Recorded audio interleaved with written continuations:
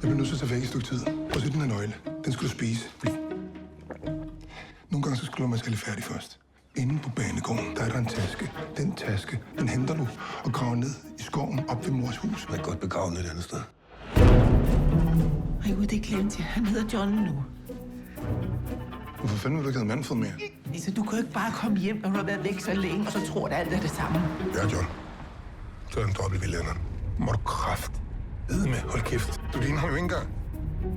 Du har ikke engang de rette briller på. Det er vi ved at spare op til. Stop det nu. Manfred, nu fortæller mig, hvor den... Er han okay? Det er kun overfladiske skam. Men kan jeg så ikke tage med hjem? Hvis du sniger 500 mand ned i lommen på mig, så kan du bare tage ham. Dissociativ identitetsforstyrrelse. Altså, man kan ikke bare vælge sit eget navn. Jeg kan ikke bare kalde mig selv for Werner Kæmpepik. Altså, det skal afspejle i virkeligheden.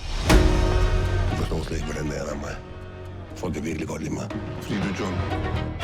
Du er sindssyg. Så skal du da ikke lave bane med tosser. Det er faktisk et yderst validt psykiatrisk eksperiment.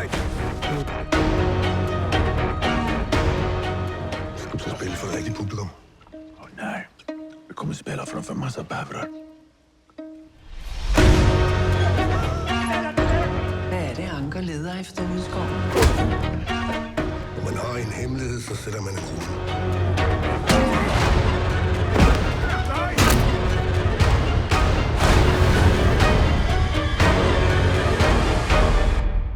Lothar, svara mig ärligt nu. Har jag inte ljust hår? Och är inte mina ögon blå?